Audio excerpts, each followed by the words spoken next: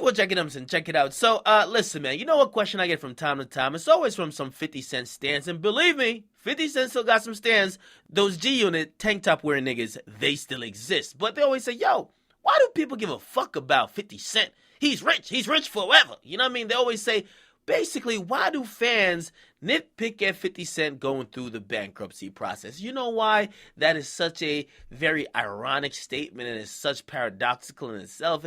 Because if you think about 50 Cent's career, it's one that was built upon his pursuit of wealth, his pursuit of riches, his pursuit of money.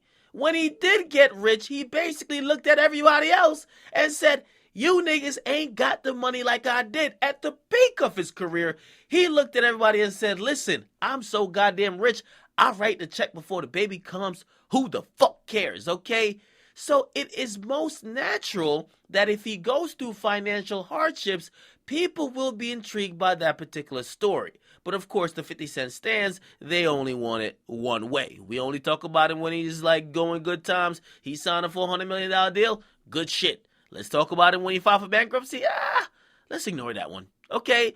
But now, if you guys didn't know, a federal bankruptcy judge on Wednesday gave a preliminary assessment, or really gave an approval to a statement saying that 50 Cent is only worth $20 million. And now, I use the word only very loosely because it's only when you think about his debt. And no, because I got to say it, we're not considering G-Unit. We're not considering G-Unit clothing, even though that's been dissolved. Not considering any other companies. They're talking about 50 Cent, the individual, okay? Now, they're saying he's only worth $20 million. However, they did co-sign and stamp that he basically owes a lot of money. They say he owes $32.6 million. And after, listing out everything he owned and all his assets, they're saying, yes, he basically does qualify for bankruptcy, okay? Now, 50 Cent did put forth a plan to pay back all his lenders, which kind of tells me, why did he go through this process in the beginning? Yes, he's going to save $1 million, but he's going to be paying Rick Ross' baby mama $6 million instead of $7 million. I mean, he's not getting a severe discount. Some people said he would not pay certain people, but he looks like he's going to be paying up. Now, he's going to be paying a Rick Ross baby mama $6 million.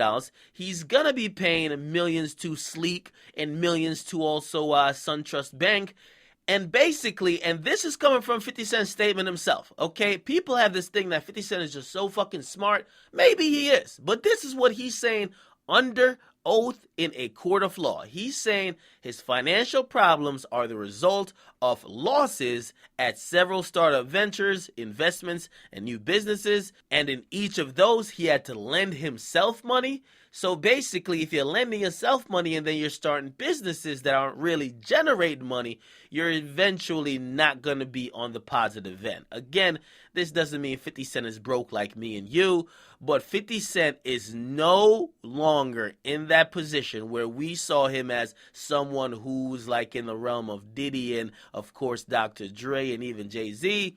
Simply put, man, he's just a rapper. He's just a rapper. That's it. Okay. Now, I know a lot of people were asking about it because there was a top 5 Forbes list thing, and they were asking why 50 Cent wasn't on it. I mean, the motherfucker just filed for bankruptcy. He's not gonna be on a Forbes list of wealthiest rappers if he filed for bankruptcy. It's kind of self-explanatory.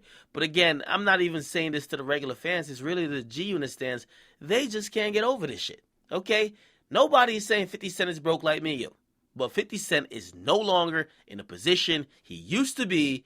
And of course, maybe he's spending beyond his means, because if you are spending over $100,000 and you're making over $100,000, you're pretty much not saving a lot, right? He's spending over $100,000 a month, but he actually makes under $200,000, but over $100,000.